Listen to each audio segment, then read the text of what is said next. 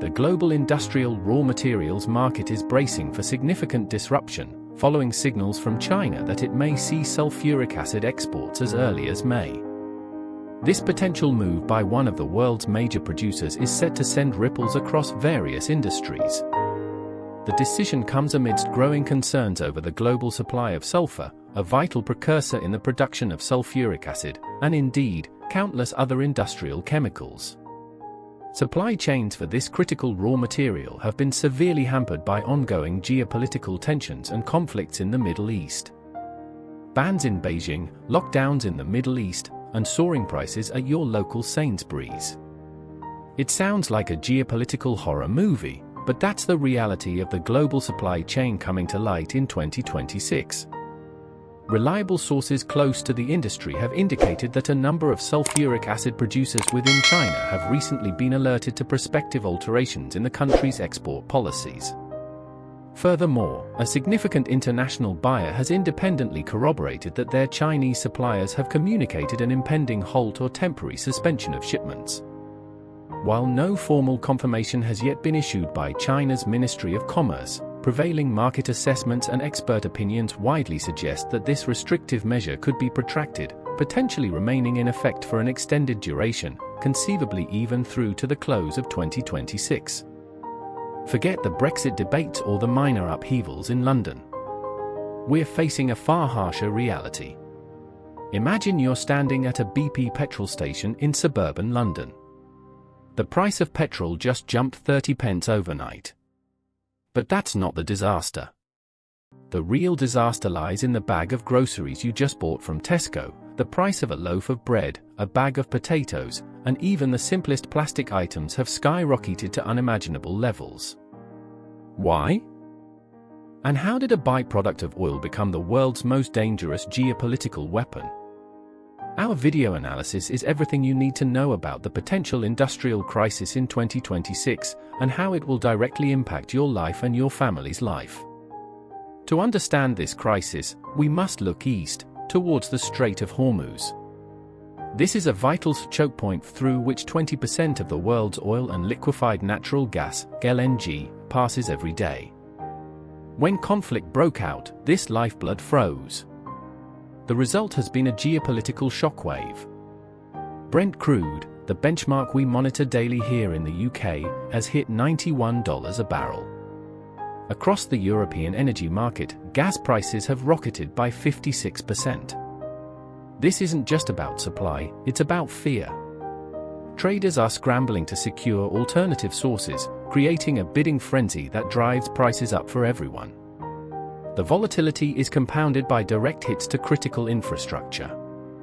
Attacks on Saudi Arabia's East-West pipeline and Qatar's Ras Laffan gas facilities have physically throttled supply, sending the markets into a state of pure clinical panic. But the issue isn't merely about heating your home or filling up your Mini Cooper. The real problem lies in what oil produces: sulfur. You see, sulfur is a byproduct of oil and gas refining. With ships stranded at Hormuz, a third of the world's sulfur supply has vanished overnight. And without sulfur, you cannot produce sulfuric acid. Amidst a global sulfur shortage for acid production, China, a titan of acid exports, has decided to retain the chemical for its own domestic fertilizer production to bolster its food security. This amounts to nothing less than a double shock to global trade. Consequently, the world has been left starved of sulfuric acid, causing prices in regions such as Chile to skyrocket by 44% in just a single month. Chile is the heavyweight of the global copper market, accounting for approximately 24% of total world production. When the acid hunger hits Chile, the math for the global supply chain becomes terrifyingly. Chile produces roughly 3 million tons of copper annually. Around a fifth of Chile's copper is produced not through traditional mining, but through a chemical process known as leaching. Think of it as washing the metal out of the rock. This method relies entirely on a constant, affordable flow of sulfuric acid. With acid prices in the region surging by 44%, nearly 5% of the planet's total copper production is under immediate threat. When combined with similar disruptions in Africa's copper belt, the risk to global supply escalates toward a staggering 16%. Why this is a red alert for industry? In the halls of high finance, copper is more than just a commodity, it is Dr. Copper, the only metal with a PhD in economics, capable of diagnosing the health of the global markets. It is the nervous system of the technological revolution and the literal wiring of the green transition. Copper is the non-negotiable bedrock of the net zero ambition. A single offshore wind turbine requires a staggering 15 tons of copper. Without a record-breaking surge in supply, the global energy transition remains a logistical impossibility. While a conventional internal combustion vehicle uses a mere 20 kilograms of copper, an electric vehicle, EV, is a copper-hungrier machine, requiring between 80 kilograms and 100 kilograms. Any disruption in the copper supply chain would force the global EV dream to an abrupt, screeching halt. Gargantuan data centers driving the AI revolution possess an insatiable demand for high-performance thermal management and conductivity. Copper is the only material that fits the bill. Should Chilean exports falter, the cost of initializing our digital future will skyrocket beyond reach. From national power grids to the most intricate microelectronics, copper remains unrivaled. It is the only material that strikes the perfect balance between superior conductivity and industrial durability. If copper is the nervous system, then nickel is the heart of the electric vehicle revolution. Nickel used in high-end electric vehicle batteries.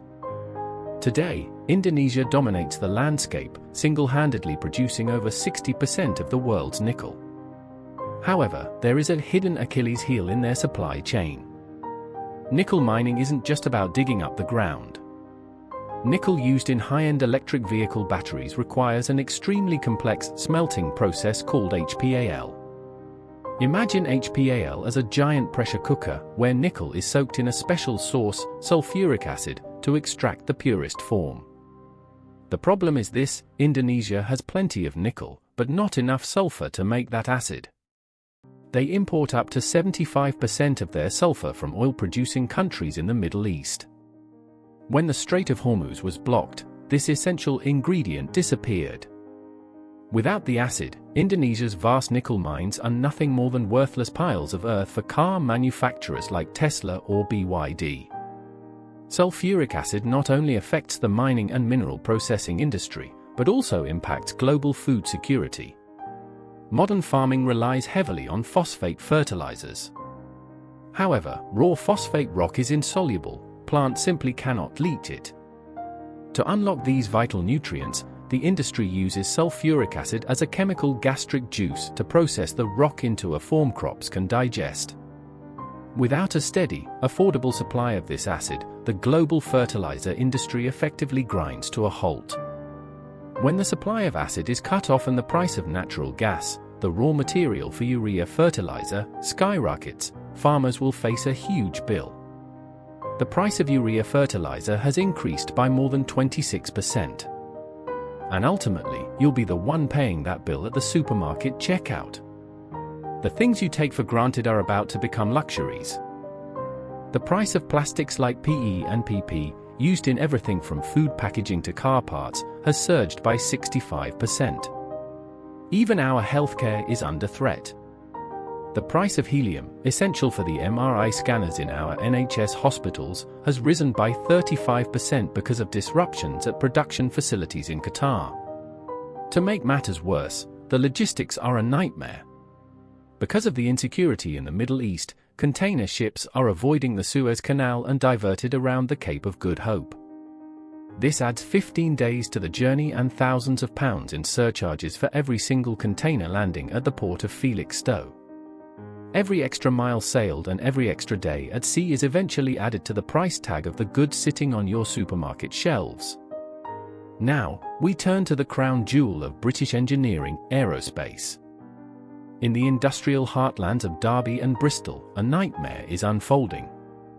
Rolls-Royce and Airbus don't just build machines, they build the future of flight. But that future is coated in a thin, vital layer created by sulfuric acid anodizing, SA. Without this specific chemical process, aluminium aircraft parts corrode in mid-air. No acid means no wings, no engines, and no safety certificates.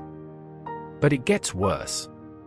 Sulfuric acid is the silent workhorse in refining jet fuel, stripping away impurities to keep turbines screaming at 30,000 feet. If the supply dries up, the pride of British engineering stays grounded on the tarmac.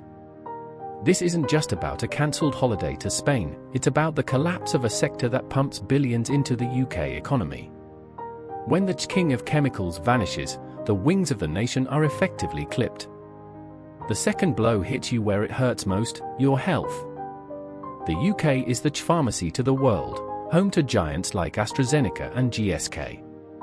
But a multi-billion-pound laboratory is just an expensive glass box without sulfuric acid. It is the fundamental reagent for synthesizing thousands of essential drugs.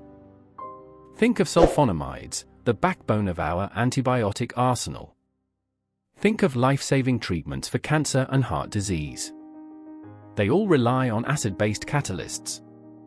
The NHS is already reeling from a 35% spike in helium costs for MRI scanners due to Middle Eastern instability. Now, the very drugs those scanners prescribe are vanishing. If China hoards the acid, the UK's medical sovereignty evaporates. We are facing a reality where essential medicines become scarce, not because of a new virus, but because we lost the chemical key to make them.